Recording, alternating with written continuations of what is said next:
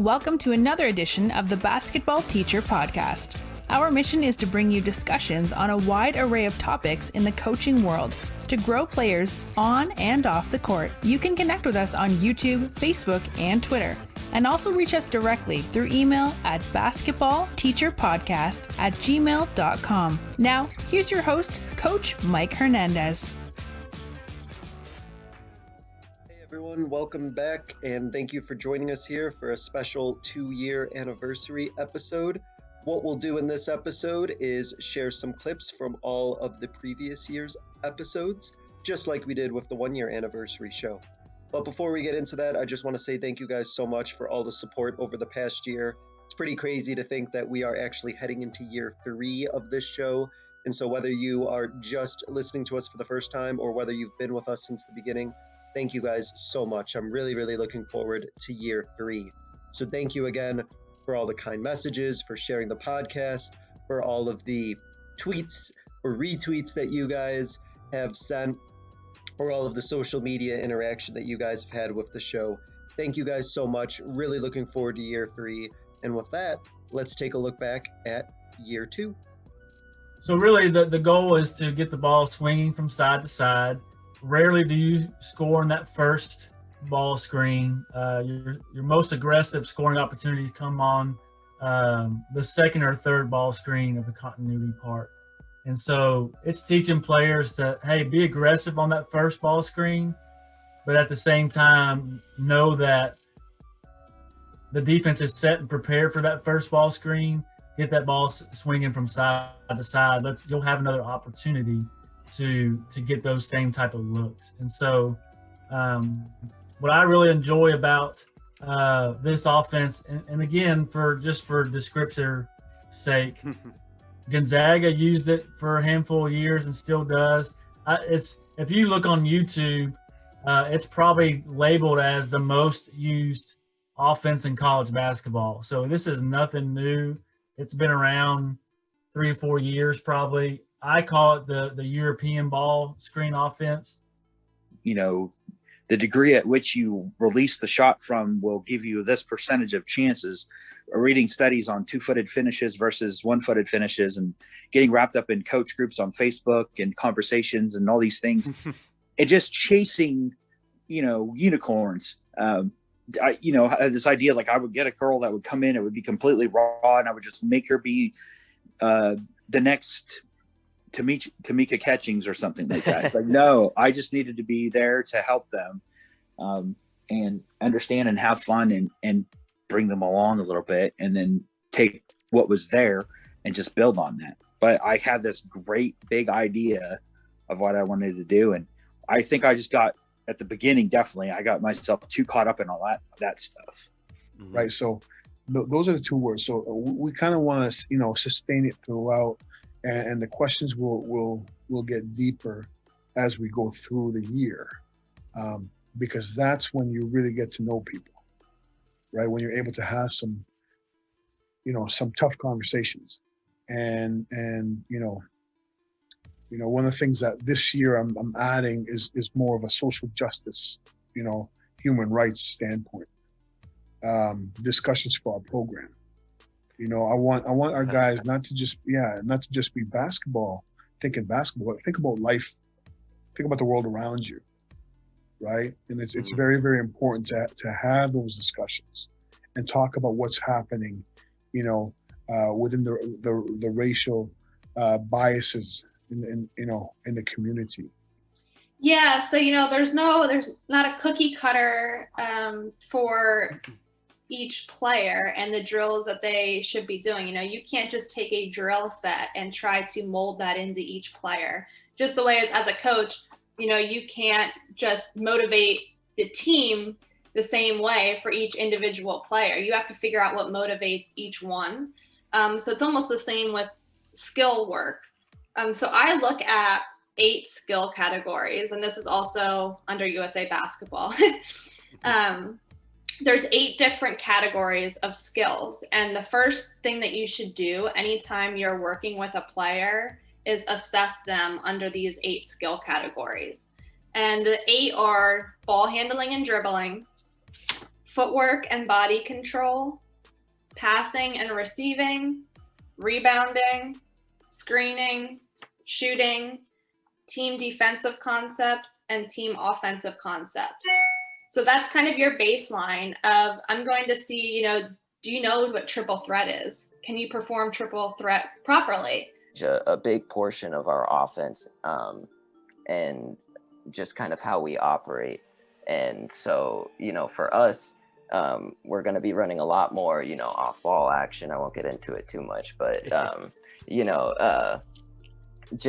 it'll be different for us this summer because a lot of it is to, some of the players that we have coming out, sometimes, and I'm sure other coaches experience this too, sometimes it's a player's, first year ever playing basketball, have never picked up a basketball in their life before.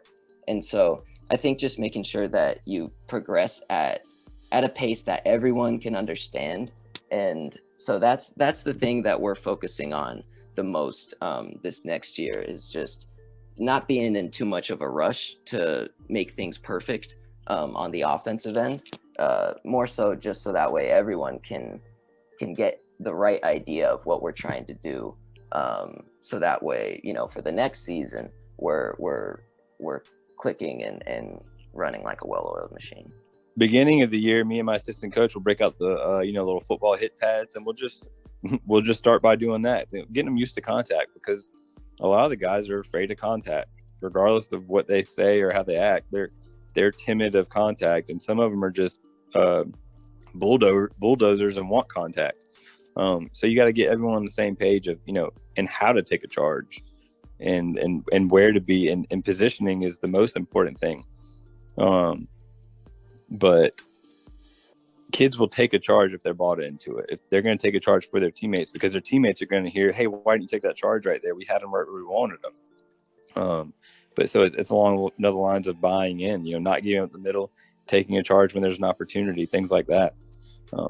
It puts a lot of pressure on a high school ref to not make the right call, which sometimes is the wrong call, but you still get it because they feel like they have to make the charge call. Yeah, I think it's different, but when you get to college, everybody was their high school team's best player, or probably in their top 2 or 3, to that extent. So, sure. So that's kind of one of the things that they have to adjust to as a high school player, is just that physicality, and some of the things that they were able to get away with at the high school level, they may not be able to get away with it now, because when you're in high school, you might have had a 31-inch vertical and you're jumping better than everybody else. Now you get to college and everybody's got a 36-inch vertical, and now you're on the low end of the ladder in terms of being able to be one of the more athletic guys on your team. When it comes to players transferring in, say, from like a junior college, oftentimes the talent they're going against at the junior college might be even better than the talent that they see on a daily basis at the D3 level, but the game is different. In the ball with 2 feet, not being in a rush, right? Using their stride stop a lot when they attack the basket, where now you can attack the rim, put pressure on the rim offensively, but also put pressure on having the ability for defenders to have to show and help. And now by stride stopping, you've kept your pivot, and now you can see the floor.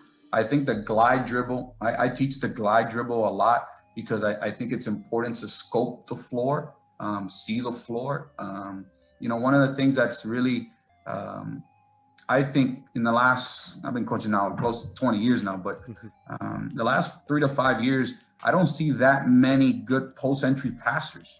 It's something that we're not using the post game a lot, right? We see it in the pro game.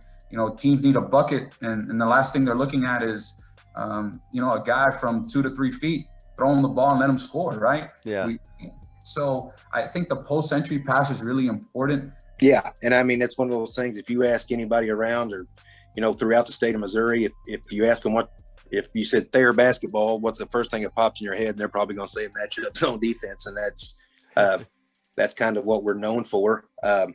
But it's, yes, and like you say, hanging your hat on something and your kids knowing and they believe in it, that's the biggest thing, being committed, being bought in, and understanding that this is what we're going to do and it's going to lead to success. We just got to learn it, stay with it. And, we started implementing it in the 7th grade. not quite obviously as in depth as we do at the high school level, but we start doing that with our 7th and 8th graders. And then in JV, we continue to do that. And then by the time they're, juniors and seniors, they're pretty well versed at what's going on. I think that's huge. We don't like to use the word zone a lot just because when people think of zone defense, you think of people standing around and not doing this or not rebounding or whatever. It's really not like that with us. You really have to take these ideas and look at them as, what do I pull from? I'm going to pull from this, this, and this for right now, because that's what my team needs. And that's kind of what they'll benefit from. The other way is kind of, as you know, with teaching, is scaffolding. If your town has youth programs or middle school programs, you can start there. Think of, we mentioned, development. It's hard for a young kid, maybe even a freshman or 8th grader, to think about discipline, fortitude, and execution. So maybe at the youth levels, you start with effort, focus, and respect, getting those down there, building those foundations. And then as you get to the freshman level, you might look at communication and integrity and no excuses. And JV could be discipline and fortitude. Varsity, then you've got execution and enthusiasm. You don't ignore the other ones, but they're not your primary focus for that season. It makes recruitment a little bit easier in this era. So we just got to change the stigma on it. And we're trying, I know there's a ton of other JUCOs that are trying as well, to change the stigma and really just say, hey, here's an opportunity for you to achieve your dream. And so let's run with it. It doesn't end here. Just because you come to JUCO doesn't mean you stay here. The goal is to get out. You just need some building, right? You need to take a year off. So, and then, some uniqueness now, I think, is with COVID. Obviously, that's probably the big outlier. We used to be able to, if guys were local, we used to be able to say, hey, come take a visit, come to a practice, come do this. But now we do everything on Zoom. And so, one of the biggest hurdles is trying to get face-to-face with somebody because, obviously it's a little bit easier to establish a relationship when you're, when you've seen what the other person looks like and kind of can get a feel for their mannerisms. So one of the things that we do when we're talking to a recruit that is interested is we try to get them as well as their representatives in terms of their parents or whoever their closest guardian is on the phone. You're at home when the crowd's starting to go wild and you might be tied or, you might be down one. You kind of don't want to take that momentum from them and kind of just, that's a lot of pressure of defense when you let them play and you're making you're asking your guys to make a play. I was very fortunate early on to have a couple very good point guards. One that was at such a young age started, varsity as a sophomore, or he played varsity as a sophomore. So by the time he was a senior, he had already known everything that I probably wanted. So most of the time we could just call out an action. And I would trust him to make the right decision and take us home. Even my second year, I'd probably be more of a timeout coach. Whereas at the end of the game, we weren't as efficient as far as our decision making. So I would, call a timeout. We actually did that quite a bit last season, where I had specific calls for my top 3 guys who, as starters, were really my basketball first mentality type kids. They worked on it. They had great versatile skill sets. And then my other 2 starters, while very much necessary to our success, but they were kind of the kids that they were just extremely coachable kids. They understood that they hadn't worked on it and they were okay with that, but they understood that they brought a positive impact to winning as well on that team. And so we had certain calls that those 3 guys would just really be the only ones on the floor to know what that was. And you kind of put it on them there, and the other guys just have specific roles where it's okay. If this happens, you're going to cut. If this happens, you're going to get a screen. To go create some contact and to know kind of angles, where the offensive player is. I've told my posts for years now, if the player that you need to box out is below you, just bury them behind the backboard if you can, and kind of make an over the head catch. if you will, like a Mhm. football player would catch a go route. As long as your man doesn't get it, and they're not going to get it behind the backboard, then that's okay, instead of just trying to fight for a specific angle. We like them to make contact and with the forearm first, and as that is occurring with a low base, turn, work back with high hands. And get to the point of being able to win games that first year. Because even that first season, we did not win a district game during the regular season, but we were able to go into the district tournament and knock off the number 3 seed and actually got to the playoffs that year. Just finishing out the year strong. Mm-hmm. And it was there. I had some kids that were not bad players, but they just had to believe in each other and start believing in themselves that they were capable. And, I always told them, I still say this to some of my guys, basketball is unique. At least in our state, what you do during the regular season is great, but ultimately all that matters is those last 2 or 3 weeks, February. So that, that kind of helped me through that first season to keep them engaged and keep their minds in it.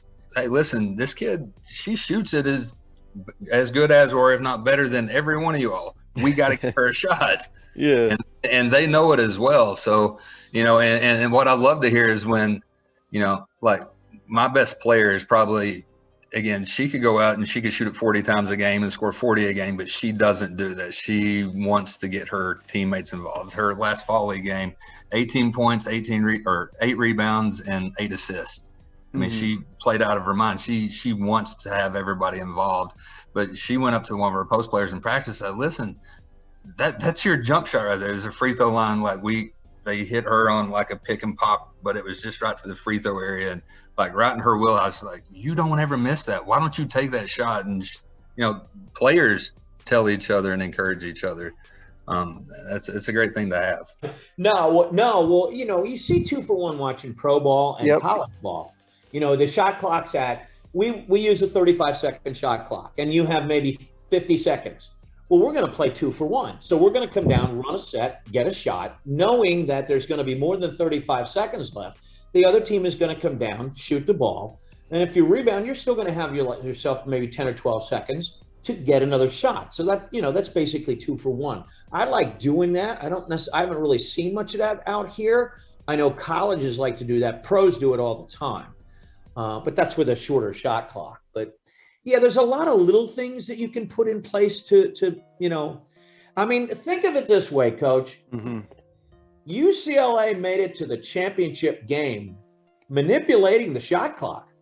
Yeah. You go back and watch that game, unless they had an all-out sprint to get an easy shot, Tiger Campbell walked the ball up the floor. Those and kind of with the left hand thing, which I think it's something, if you have camps and stuff that in with your youth programs that you talk to your coaches about and be like, we need to implement that we can big time. But one thing that I did when I was growing up to get better with my left hand was like for like a week straight, I wouldn't write with my left hand because that would be bad, but like I would eat with my left hand, or, if you go to pick up a cup, you typically do it with your whatever hand you're strongest with. So I would always do it with my left. So for like a week or 2 straight, I would do everything aside from writing with my left hand just to get comfortable with my left hand. And then, obviously practicing basketball too. But so yeah, that's what I always tell my girls. Like, if you're not comfortable with it, do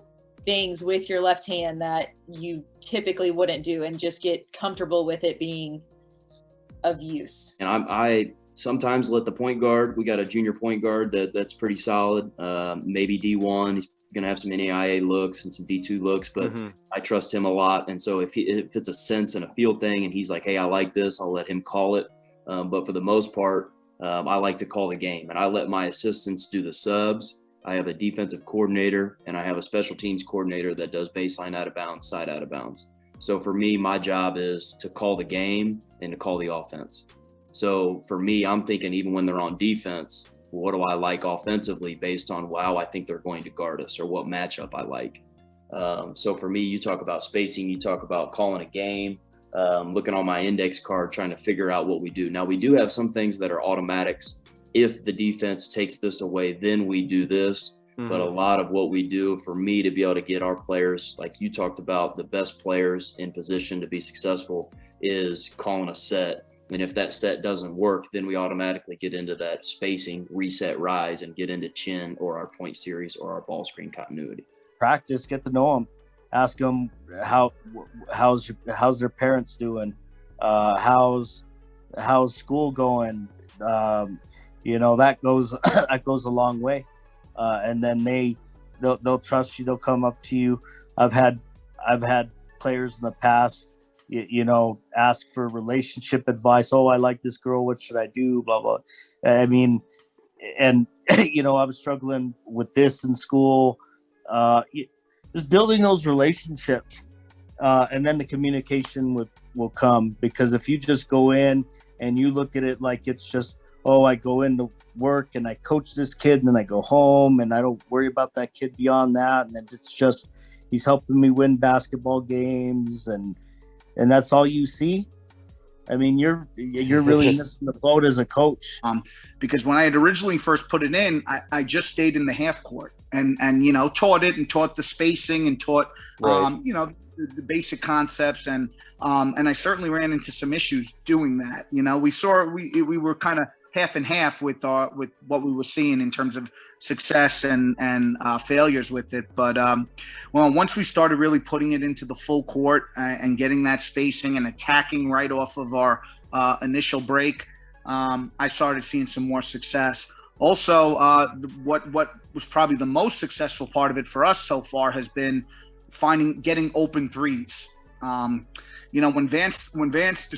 Coach Wahlberg describes his dribble drive, and even most people that run it, John Calipari, who's been running it at Memphis and Kentucky, they really run it and they get a chance to get to the foul line a lot and get a lot of layups and a lot of dunks.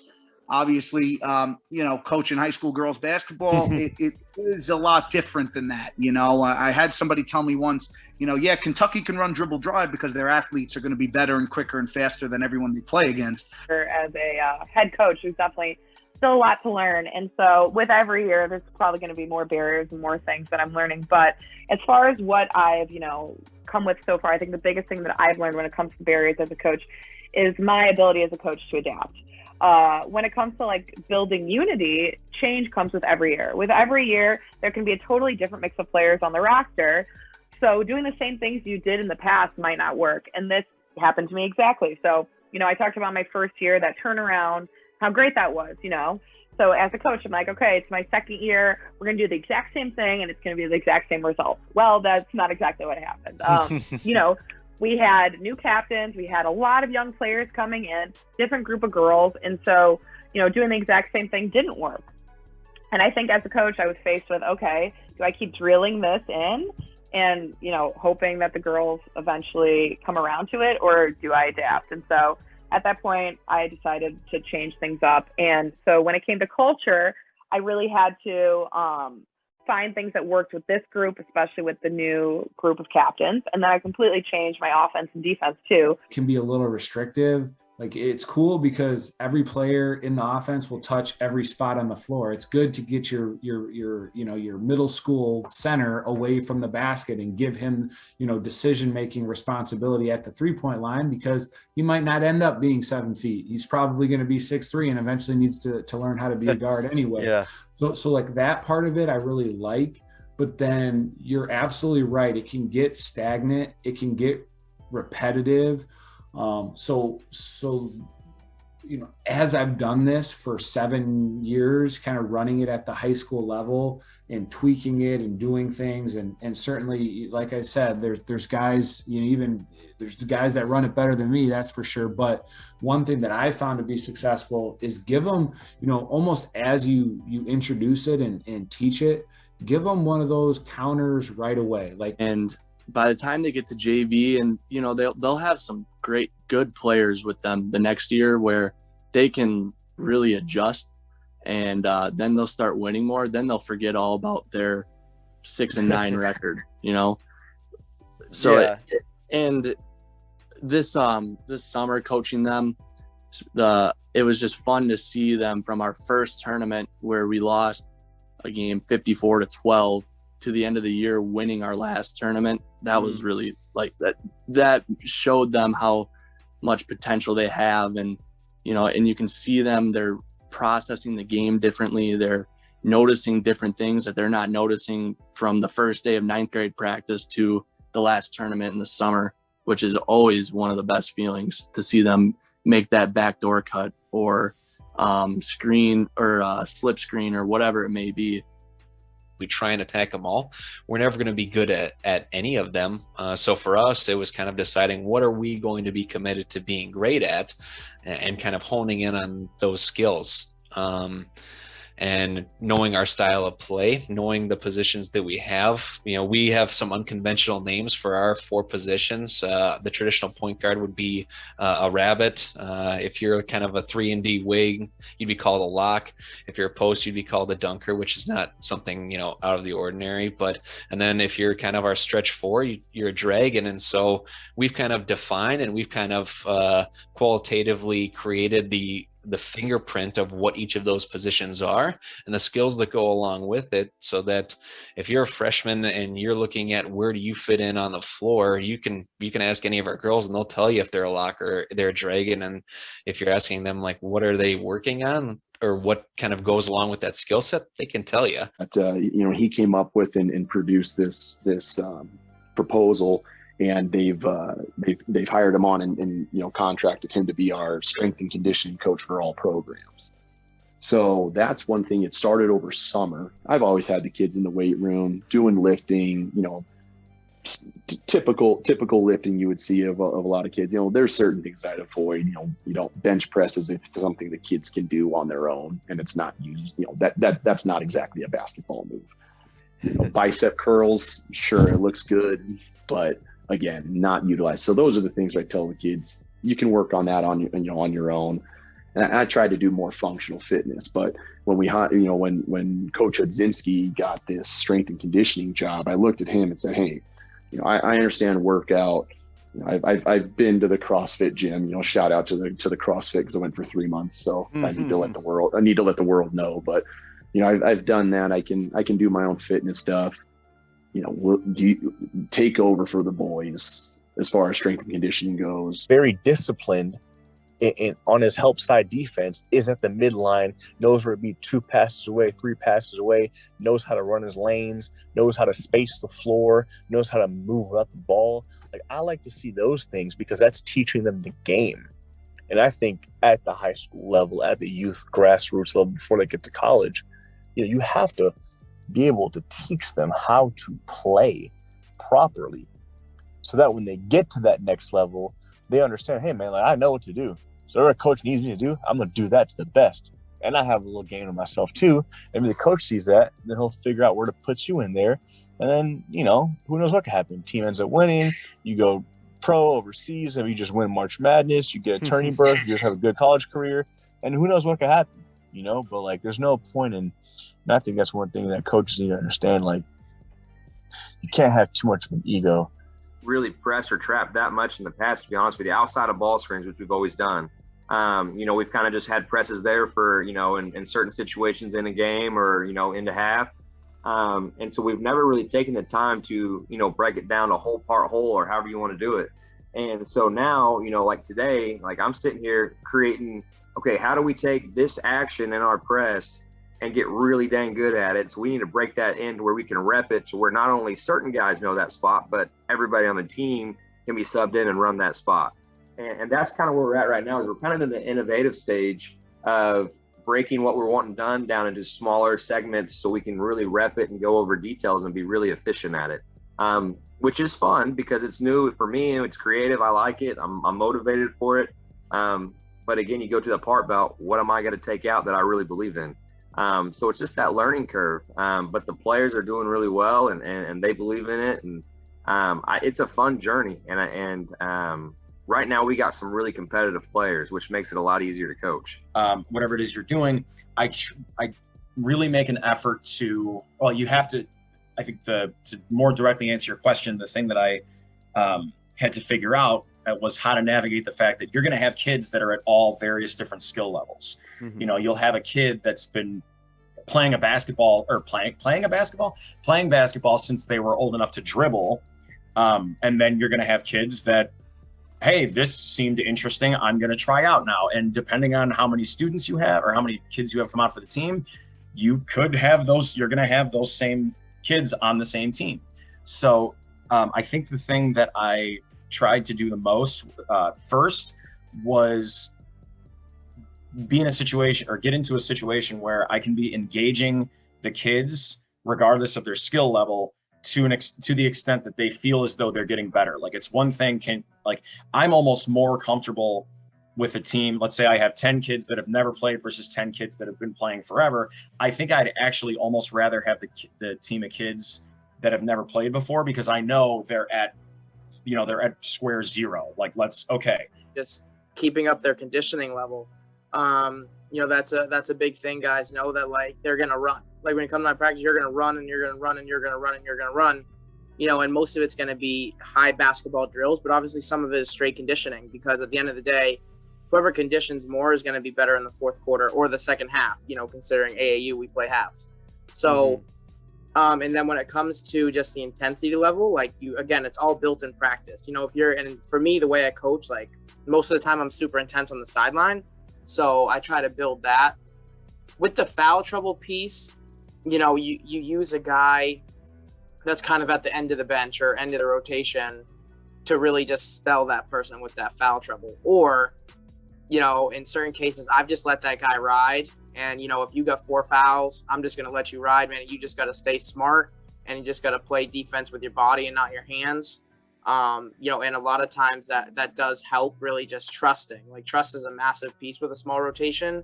You have to trust those 7 or 8 guys, or else it's never going to work, which is a big reason for me why I usually don't go past 7 or 8, because I go with guys that I trust. Your players to play, you could show it that way. I think, especially at the younger levels, it's more important not to make your film sessions where it's just, constantly harping on, the kids. And, I think it's more important to show them what they did right and how they did it correctly than it is to kind of say, oh, you did this wrong, you did this wrong, you did this wrong. But I guess at our level, it's a little different sometimes. Yeah, sure. Because sometimes that one area of the game may have cost you the game, like offensive rebounding. So you may have given up, 10 or 11 offensive rebounds and you lost by 6 or 7 points. That's a big difference in the game. And you might just want to show those clips at the end of the game. But sometimes I think it's important, to really find, like I said, those clips where your players are doing things correctly, so they know that, film isn't just about, okay, let's go into this room, shut the lights off, and see what I did wrong. Be there and make the most out of that opportunity with the resources and the players and everyone that you have at your disposal. We only have these players, at the high school level where I coach at for 4 years. And so I think we owe it to them to give them the most impactful and most meaningful experience that we can. And I think one of the best ways we can do that is by making our program, no matter how much or how little success it's had in the past, make our program seem like it's the biggest deal out there. And I think that energy will translate on the court. I think parents will buy into that, the community will buy into that, and it's just a great way to really showcase how awesome you and your program are to the community. So that's the first one. Than being a varsity assistant or staying at JV. And my thought was, I want to be at JV because I really get to teach and act as though this JV team would be my varsity team someday. How I would handle this JV team would then emulate how I would handle a varsity team someday. But then I could also turn around and attend all his practices. So I could kind of double dip and do both at the same time. So for me, the realization that not every assistant coach out there has the same amount of time that I had or wants to put in that same amount of time. So that part of it was kind of surprising. And I had to kind of realize, okay, maybe those expectations that I put on myself may not always be able to be found in an assistant coach. Throughout, we'll change up. And we always go over plays. We go over plays every single day. We tweak them every single day. We don't just work on it until the time's up. We work on it until we get it perfect for the day. Okay. And I'm not a big believer in just throwing in there 5 minutes and we're going to work on this. No, we're going to get it right because, I believe in life that you're going to be, either toward something good, which is probably God's expectation. You're going to be great or excellent. And to get to the great or excellent, you have to put in different work than most teams are willing to put in. And if you want to get to that point, and I tell those kids, if you want to get to that point, let me know because I'm willing to take you to that level. I'm willing to put the time in and work with you, but you got to let me know if you're willing. If the practice might go over 20 minutes or 30 minutes, but if you're willing to do it, you're going to be happy at the results. How good it feels on Friday night when you're riding home the bus and you're celebrating. I'm harping about hit and get on the perimeter, and the player comes to me and goes, "Coach, what's this hit and get thing you're talking about?" So if they're struggling with the terminology of the game, of course, right? They're struggling with what means what. Why is rebounding important? Well, those are possessions. So explaining that to them too. You're always teaching. You're always teaching these kids, and I think like the best teams that you'll see is coaches, and the best coaches, when you hear their players talk, those guys really inspired their players to become students of the game, really be hungry about it. And I knew things started to turn around for us culture-wise whenever our guys are having for real meaningful basketball debates and asking real meaningful questions about which style of play is better, which coach is this, which player is that. And it's just like, okay, they're starting to dive into this thing and really learn. Love them and talk about them and worry about them. But I feel like I also have 10 more kids that my wife hears about, and I talk about them with her, or even, how can we do things, and just, you're just worried about them and trying to help them and help be their best. So, when it comes down to it, and I heard this from somebody else, but it's like, we're not trying to take a bench player to an all conference player necessarily in season. It's like, okay, how do we take the 8th guy up to the 7th guy? And how do we take our 6th man into a potential starter role? How are we taking an all conference player to all state, a starter to all conference, a role player to starter, someone who doesn't see minutes to getting more minutes? And so those are the things those are the questions we're kind of asking ourselves as we begin to try to make individual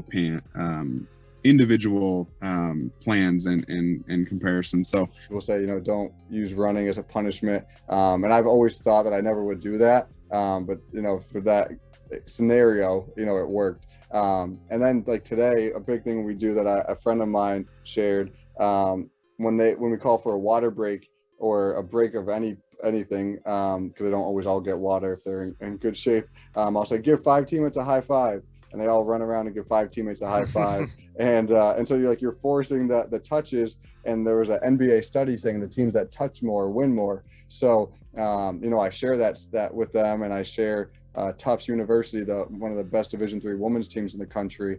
A buddy of mine, his sister was on the team, and they always high five, fist bump, pat on the back. So all those little things are technically touches, and just build that connection among teammates. Job or boys' job, and then you just take it as like, oh, I can get into girls, and it's easier. Or when they complain, oh, girls are so emotional, it's so much harder.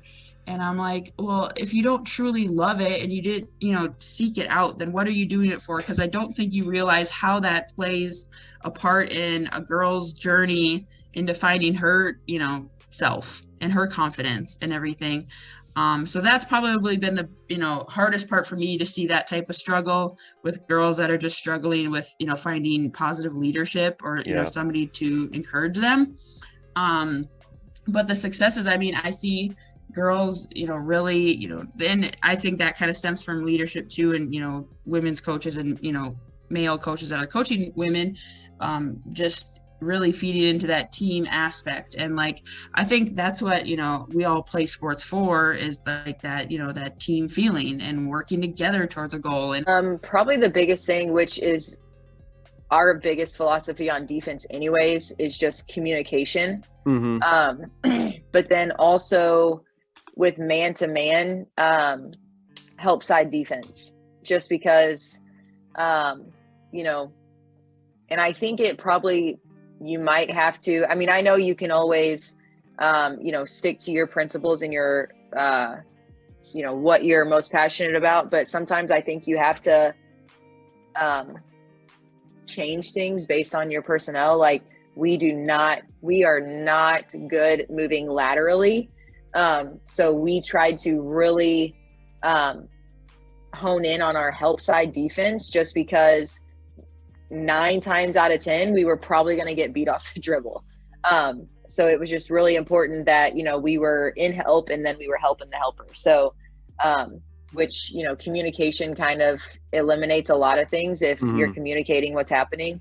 But I would say the most important things that we really try to work on is communication, and then, you know, help side and helping the helper. You're kind of just stuck on that 3-point line, not really doing, you know, anything. So we have those labels for our guys to be very, very clear on what we expect of them on every possession. So for our get back guys, you know, the first 3 steps are crucial for us. We want to sprint as hard as we can, those first three steps with our head down, kind of like a track sprinter coming out of the blocks, and kind of race. We tell them we want to race to the paint. For us, we're a pack line defensive team, so everything's predicated on protecting our paint. So it could be 2 guys at a time, it could be 3, depending on the situation or who we have in the game at the time. But they're sprinting to the paint, and we say whoever wins the race, you're going to have your head under the basket. The guy that loses the race is going to be at the top of the key, free throw line. Depending on if we need to extend up a little bit, then we do top of the key 3-point line. It's something that they can excel in. We had a couple of girls on our team this year. You know, if they scored 2 points in a game, you know, they celebrated like they won the state championship or something. But they took pride. Defense was something that they could do, and it's something, you know, they might not be able to handle the ball or to score, but they can. Man, they can. We had this one girl that Macy Elgin, and she's a sophomore, and she was just so fierce on defense. She took pride in shutting down, you know, the other team's better players, and that was her goal every night, and it was something she could do.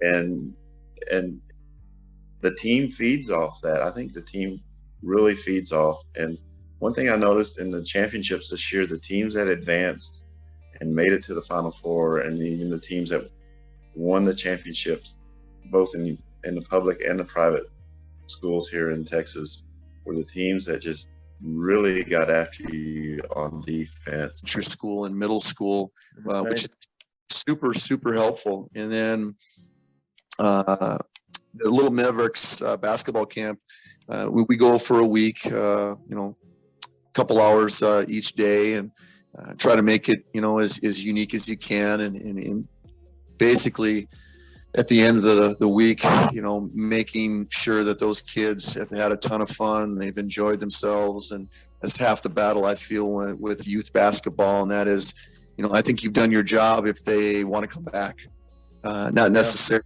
if they won a game or if they won a prize or a competition, and those things are fun, but you know, it's the kids that, I can't wait to come back, coach, you know, I'll see you next time, or, you know, I see him during the year and stuff. So I think that's always a huge aspect that we're trying to get. You know, if a kid gets hurt, I'm like, go see our athletic trainer. Like, she's gonna take care of you. She knows what to do right now. But at the same time, I think that, you know, understanding injuries is pretty important, and we have to understand that injuries, that no 2 injuries are the same. People heal differently. I've seen people come back from an ACL tear after 6 months. I've also seen it take over a year. So, you know, from an athletic trainer standpoint, you know, we're using rehab plans and protocols for most injuries. We're looking at things like pain level, swelling, bruising, range of motion, strength, functionality, sport specific movements. It sounds pretty cut and dry, but the truth is there's much more that goes into rehabilitating an injury. You know, we really think about an injury as a physiological thing, but it's really psychological at the end of the day too. You know, but one of the big things we focused on, you know, when I was in graduate school was something called kinesiophobia, which is the fear of movement. People to want to conserve energy at some point. Well, if we're pushing the ball in transition and then we're pressing you coming back and then we're pushing the ball in transition, something has to give. And I try to give those kids breaks by subbing. We also, up until I think it was February here, right before, a couple weeks before regionals, we were still playing in mask as well. Yeah. So that was something you really had to, now I'm not saying that all of them were wearing them correctly all the time. They were more chin straps than mask, but it was still a requirement here for the IHSA. So for us, just keeping that in mind, trying to sub a little bit more and play as fast as we could. The COVID timeouts, they called them here, or the mask timeouts, they still did those all the way through. Those were almost more of a detriment to us than they were helpful, because we wanted the game to go fast. And every, we have 8-minute quarters here. Every break after the 4-minute mark, there was a 90-second timeout, plus your other timeouts here. So it hurt us trying to keep the game going fast. Small minutes at college level at 4 and 5. Why? Because they're 5'8", 5'9". They're the toughest we got, but that doesn't give away whenever you're going to play against everybody out there who's a 4 or 5 in your conference that's 6'2". You know, and you know, she played up there. She's about to graduate this year from Arizona Christian. I believe she's been the GSAC all academic team for 4 years in a row. You know, you don't see that on Max Preps or one of these other sites that shows stats. You know, you don't see that when, as a college institution, like a higher learning institution, that's huge for them, because they're going to be competitive and athletically, and that's fine. But they're actually showing academic excellence too, and that's big for them. Go great, don't worry. Like, no, man, you know, you should know these, and these. And if you practice like this, you're accountable, you are consistent, you're coachable, that job is going to be easier. It's going to be easier for you because you know what to do on a basketball court. Yeah. And above all, out of the basketball court. Yeah, sure. Since you've worked with many players and you've seen a lot of different things, and when it comes to the way players work or what you see players do on the court, what is the difference between a good player versus one who you would say is like a great player? What sort of separates those two in your mind? That's a very interesting question. Actually, I think, what separates good from great players, I'd say, as I anticipated before, having a routine. It's like, if you don't have a routine of your own practice, even I would say I see basketball now as a more on a holistic approach. Okay, you have to have a routine even in your life. And so many times you see players that are just, I don't know, waking up late or not skipping breakfast or like not eating well. And when you have a routine, it's like it's giving you also the purpose, okay, I'm doing this thing because I need to get better. Always are trying to look for the positive in these kids. They already get the negative enough. And so, we want to make sure that we're giving them incentives and letting them know why we think what they need to do is important off the court. And so it got to the point where, and this is such an incredible feeling when you can get your kids to buy into being, truly student athletes, is that they started to celebrate, like, they would come in and show a grade, and like, I wouldn't have to say, let's, clap, give them applause or whatever. Like, they were like giving high fives and stuff to each other because we had developed that. And then finally, when the last guy finally got his grades completely right, and we were back at full strength, you could just see that shift in confidence. I mean, because so much, I tell them all the time, I said, I can go in your classroom and I can watch you perform in class. I can look at your grades, and I can tell you what kind of player you're going to be before you ever walk on the court. Is great. I love it for the kids, but also being the only real game in town up there with basketball, or certainly plenty of kids excel at cross country and track and field, but basketball is typically considered a more popular sport. And since this is a basketball podcast, I don't think I'll hurt anybody's feelings by saying Probably that. not. But here, we all share kids, of course, with between programs. So when they're in football season or when they're in baseball season, sometimes that can be a challenge of like, oh gosh, I want you to get into the gym and get some shots up, or something like that, and vice versa. When a football coach is wanting to get a basketball kid to play 7-on-7 or whatever during basketball season, we all kind of have to share, and so that can be on the one hand, it can be a challenge. It can be a success too. You get these multi-sport athletes that I think it ultimately makes them better at all these sports. I suppose, yeah, like we've covered, like the major difference is going to be about people's disability, about their impairment. That's inescapable fact in wheelchair basketball. In this country, we do have able-bodied people playing as well, so it is a fully inclusive sport. If people want to play, they can play. They just can't play internationally. So I say everyone's disabled. Not everyone is disabled, but most people are going to have some kind of disability. And it's pretty much your impairment in your basketball chair that determines the position you're going to play.